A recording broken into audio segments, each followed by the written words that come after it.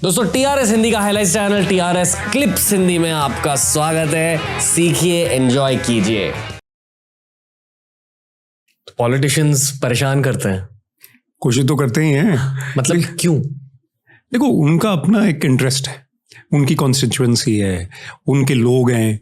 तो एक एग्जांपल देता हूँ, वो मेरे आदमी आपको मिलेंगे, इनका ज़रा ध्यान रखना। अब ध्यान रखना डजंट मीन कि भाई आप आउट ऑफ द वे जाके करो।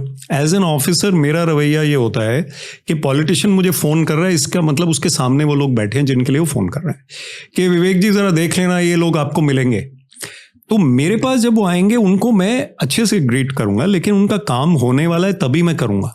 और पॉलिटिशियन तो फ़ोन करके भूल गया है, because he has another multiple things to do. तो मैं तो काम तभी करूंगा अगर वो होने वाला है, नहीं तो मैं मना करूंगा। अगर वो दोबारा मेरे से पूछेंगे कि वो क्या हुआ, तो I will explain.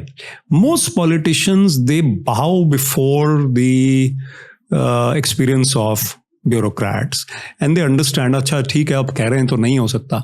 Only a very rare case will be there where he wants to bulldoze, especially in today's era जहां पे राइट टू इन्फॉर्मेशन एक्ट है, स्क्रूटनी है, मीडिया है, कोर्ट्स हैं।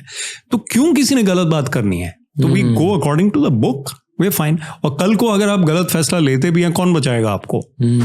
Politician may lose his government and somebody else has come and your senior has been transferred, तो आप क्यों गलत फैसला ले रहे हैं? तो पॉलिटिकल प्रेशर में कभी सकम नहीं करना। Anyway they say that what can a politician और a minister do, he can only transfer an officer who is not compliant. तो transfer is not a punishment, they say in the government. Okay, कुछ ऐसे areas होते हैं जो मुश्किल होते हैं to govern, like do people fear getting transferred there? Definitely होते हैं। जैसे एक मेवात है हमारे दिल्ली के पास, इट्स डिफिकल्ट एरिया। क्यों? अंडर डेवलप्ड है, क्राइम भी है, पॉवर्टी भी है, गर्मी भी है, बैकवर्ड भी है। मैं जो वहाँ पोस्टेड हुआ 98 या 99 में, in the beginning of my career, उस टाइम फोन नहीं था। I had to go 30 kilometers to make an STD call to my home. Mobiles नहीं आए थे अभी 98 तक, तो बड़ा मुश्किल लाइफ थी। तो one doesn't want to go there obviously, but I was there for a while. Okay, कुछ ऐसे प्रोफेशंस होते हैं जहां आपको देश की एक एक्सरे मिल जाती है। लॉ एक ऐसी प्रोफेशन होती है, एंड आई फील ब्यूरोक्रेसी ऐसी प्रोफेशन होती है जहां आपको देश की कुछ ऐसी चीजें दिख जाती है जो शायद आम जनता को ना दिखे। तो आपको क्या दिखा था एज एन IAS ऑफिसर जब आप देश को स्कैन कर रहे थे? तो आपके ऑफिस में एक आदमी आएगा जो बोलेगा, सर मेरी ना नाली का झगड़ा है पड़ोसी के साथ। तो आपको ग्रास रूट पता चल गया कि इस आदमी का पड़ोसी के साथ इसलिए झगड़ा है, they are from different communities, this is a reality, और they are from different castes and somebody is wealthy and somebody is not wealthy, so he is oppressing him. He also knows the sarpanch और the tehsildar well. तो ये आदमी बेचारा right है, aggrieved है, इसको help करना आपकी duty as an IAS officer और एज एन ऑफिसर। सेकंड आदमी आपके पास एक आएगा, अगर आप डिप्टी कमिश्नर हैं, वो आएगा दिल्ली से, बॉम्बे से। वो कहेगा कि आप सर हमें आपके एरिया में ना ग्रीक फूड फेस्टिवल करना है, उसका नाम है ज़ापलूज़ा। तो आपको नाली वाला बंदा भी आएगा या ज़ापलूज़ा भी आएगा। तो that spectrum of India which you see, it is said that India lives in many centuries at the same time. तो आपको 17th सेंचुरी वाले रूढ़िवाद लोग भी आ रहे हैं, और कई चीजें ट्रेडिशनल कल्चर जो स्ट्रेंथ है हमारी वो भी आ रहे हैं, और कुछ लोग आ रहे हैं जो बहुत अल्ट्रा मॉडर्न है और बियॉन्ड मॉडर्निटी भी है। तो आपको एक ऐसा दायरा मिलेगा कि आपका होराइजन एक्सपैंड हो जाएगा। 2-1.5 साल पहले जब हमने पॉडकास्ट किया था साथ में, एट दैट फेज मुझे एज अ पॉडकास्टर बहुत ज्यादा क्रिटिसिज्म मिल रहा था, and I feel it was fair criticism, कि मैं सिर्फ सवाल पूछ रहा था, डिबेट नहीं कर रहा था, एटसेट्रा। और फिर मैंने जो रोगन को बहुत ज्यादा स्टडी किया, जो इंटरनेशनल लेवल, मतलब he is the number 1 podcaster in the world. उनसे मैंने आर्ग्यूमेंटेशन सीखी, स्टील मैनिंग एंड आर्ग्यूमेंट सीखा, ग्रे पर्सपेक्टिव सीखे कि दोनों पर्सपेक्टिव्स को कैसे सेलिब्रेट किया जाए। एंड आई फील कि मेरी पॉडकास्टिंग स्किल इंप्रूव हो गई। आई जेन्युइनली फील कि इंटरव्यू के लिए लोग पॉडकास्ट से सीख सकते हैं, अच्छे पॉडकास्ट से बिल्कुल सीख सकते हैं। यू सी, एक प्रेशर सिचुएशन में या डिस्कशन सिचुएशन में, to hold your own, to present your views logically and keeping a positive intent overall. देखो, क्रिटिसाइज करना तो बहुत आसान होता है ना, ये खराब है, ये खराब है, ये खराब है। एक मुझे कोई फ्रेंड मिले बहुत नेगेटिव, मैंने उनको बोला एक क्वेश्चन आंसर में, मैंने कहा 3 अच्छी बातें बताओ इंडिया के बारे में।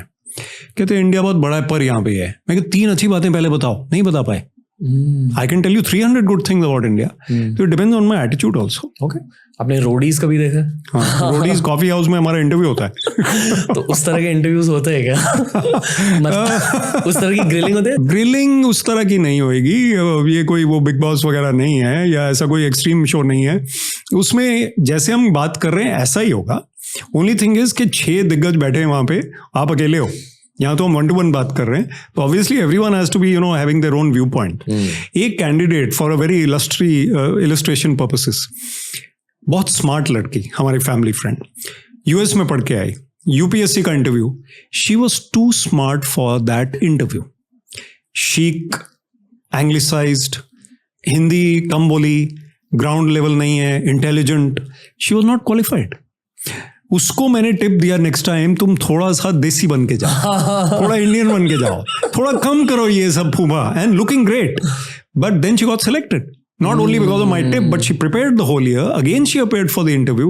She was more balanced. Okay. Balance चाहिए उसमें. इंटरव्यू में फेल होकर आपको फिर से यूपीएससी एग्जाम थियोरेटिकल देना, जितनी मर्जी बात दो, आप 6 बार ही दो. इंटरव्यू तक आप पहुंच गए पर आप अल्टीमेटली सेलेक्ट नहीं हुए, तो आप 5 बारी और दे सकते हो अभी. You have to go through the theoretical exam every year. Prelims, mains, interview, हर बारी. My God. और कई बार इंटरव्यू के बाद प्रीलिम्स क्लियर नहीं होता, कई बार. Okay. जो लोग फेल होते हैं क्या करते हैं यूजुअली करियर में? अलग अलग करियर पाथ्स. पहली बात तो आपके पॉडकास्ट के जरिए I want to tell all these people कि जो यूपीएससी क्लियर नहीं करता वो फेल नहीं हुआ है मेरे हिसाब से. उसका कॉन्फिडेंस, उसकी नॉलेज बढ़ गई है.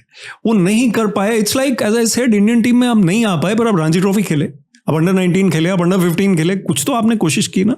मतलब जब आप एक एग्जाम को पास नहीं करते, एक कंपेटिटिव एग्जाम को नहीं पास करते, या मान लो आप एक कॉलेज के एग्जाम में भी फेल हो जाते हो, आप में बहुत कॉन्शियसनेस आ जाता है अबाउट बीइंग अ फेलियर.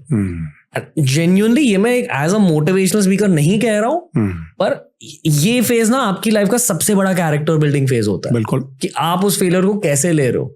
क्योंकि भारत की सोसाइटी की असलियत ये डेफिनेटली है कि लोग गॉसिप करते हैं, लोग पॉइंट करेंगे कि अगर आप फेल हुए, लोग चीजें कहेंगे, आप उसे झेलते कैसे हो और उसके बाद आप क्या करते हो.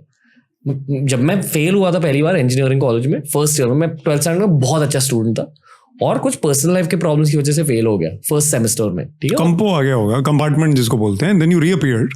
हाँ, मतलब मैं ऑनेस्टली मैं बहुत डिसएंचेंट हो गया कि यार ऐसी इंजीनियरिंग. मुझे लगा था कि रोबोटिक्स सीखूंगा, फिजिक्स ज्यादा डीपली सीखूंगा, पर फेल हुआ. और आई रिमेंबर कि जब मैंने ऑनलाइन रिजल्ट्स चेक किया और मुझे केटी दिखा, 80 केटी जो भी बैक दिखा, मैंने ये भी देखा कि मेरे पूरे क्लास में I had the second lowest marks और एक्चुअली एंट्रेंस एग्जाम में मेरे हाईएस्ट मार्क्स थे इन द होल क्लास.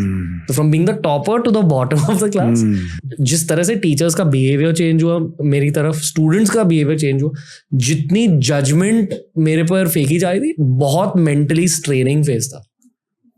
और अगले 6 महीनों में मैंने जिमिंग स्टार्ट करी, मैंने रीअपीयर किया, मार्क्स सुधारे, मेंटल हेल्थ के बहुत बैटल्स फेस किए, इंसल्ट्स झेले, एटसेट्रा एटसेट्रा एटसेट्रा. पर आज जो भी बियर बाइसेप्स में हुआ उस 6 महीने के फेस की वजह से हुआ. बहुत ज्यादा टफनेस आ गया. लोग टफनेस को हाईलाइट नहीं करते पर फेलियर को हाईलाइट करते, कॉन्शियसनेस को हाईलाइट करते हैं, एज इन फीलिंग कॉन्शियस, इस वाली फीलिंग को हाईलाइट करते हैं. It's such an important phase. लोग ये नहीं समझते. हमारा जो लो फेज होता है उसमें अगर हम यही सोचते रहेंगे लोग क्या सोच रहे हैं, that is our biggest deterrent.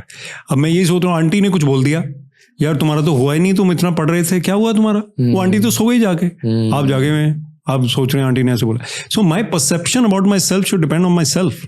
वो क्या सोच रहे हैं, वो क्या सोच रहे हैं नहीं. तो मैं इस बारे में पहले बहुत होता था कि कोच क्या सोच रहा है, क्रिकेट में इतने रन बने, या पापा क्या सोच रहे हैं, मम्मी क्या सोच रही है. अब थोड़ा धीरे धीरे you become a little thick skinned. ये वीडियो से आपने कुछ सीखा ना? बाकी के वीडियोस भी देखिए, बहुत तगड़े वीडियोस होते हैं TRS क्लिप्स हिंदी पर. आपको बस चैनल को एक्सप्लोर करना है, ये वाली प्लेलिस्ट देख लीजिए, आपके लिए बनाएंगे दोस्त.